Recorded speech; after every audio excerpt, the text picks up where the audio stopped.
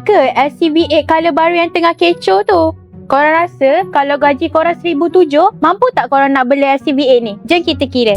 Motor ni korang boleh dapat dengan kosong muka tau. Sebab kita dah bagi korang rebate kedai. So 5 tahun kosong muka RM275 sahaja. Protect dengan insurans motor ni tahun RM300. Sebulan korang kena prepare dalam RM25. LCV8 ni motor yang paling jimat minyak tau. Tangki dia pun 4.7 liter je. So sebulan korang kena prepare dalam RM60. Untuk servis minor pula, setiap 3,000 km motor ni RM60. So kalau korang bagikan dengan 2 bulan, dalam RM30 je sebulan. Tayar pula, anggaran paling murah, tayar depan belakang RM150. So sebulan korang kena prepare dalam RM12. Poket dengan rantai pula, anggaran dalam RM110, sebulan dalam RM9. Dari kita kira-kira tadi, anggaran bulanan motor ni dalam RM400. Bagi saya, motor ni masih mampu milik. Motor ni pun tahan lasak, jimat minyak. Kalau korang berminat, korang isi form dekat beg biru sekarang. Kita ready stock ada 3 warna. Kita free delivery seluruh Semenanjung Malaysia.